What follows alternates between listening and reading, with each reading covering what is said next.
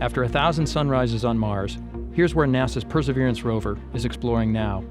A river environment, billions of years old, that tells a dynamic story of the forces that shaped it. Let's take a tour of this area and see where we'll send the rover next.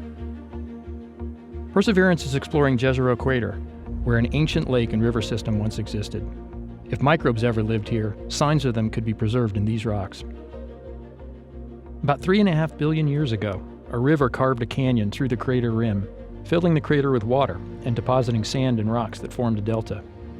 On Earth, the record of such an ancient river and lake would have been erased long ago. That's why sending a robotic explorer like Perseverance is so valuable. Mars is a special place that preserves a unique record of things that happened in the first billion years of the solar system. In this area, different rock layers record different parts of the crater's history. The flat, light-colored rocks were deposited on the banks of a river flowing slowly across the landscape. The boulders in the distance were deposited later in what was likely a raging torrent. And if this peculiar outcrop caught your attention, it did ours as well. It doesn't look like sediment at all. Perhaps it's a remnant of a lava flow, now mostly eroded away.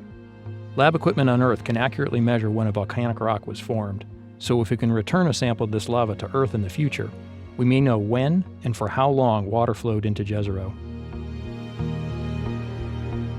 From here, Perseverance will continue west. In the distance, you can trace the tops of the natural levees that formed at the near and far banks of the river.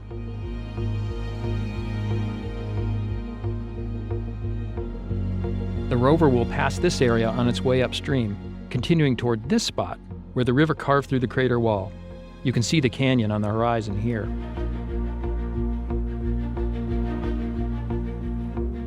From there, Perseverance will be well positioned to head south and ascend this natural ramp that leads up and out of the crater. We're lucky to have a route the rover can safely drive up the rim right where we need it. Starting the climb would mark a new and exciting phase of the mission, exploring rocks far older than those in Jezero and produced in an entirely different way. One tempting target are these light-colored rocks partway up the rim.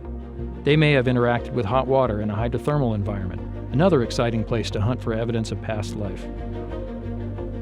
Since finishing its study of the crater floor, Perseverance has been climbing the delta and piecing together the history of this once watery environment.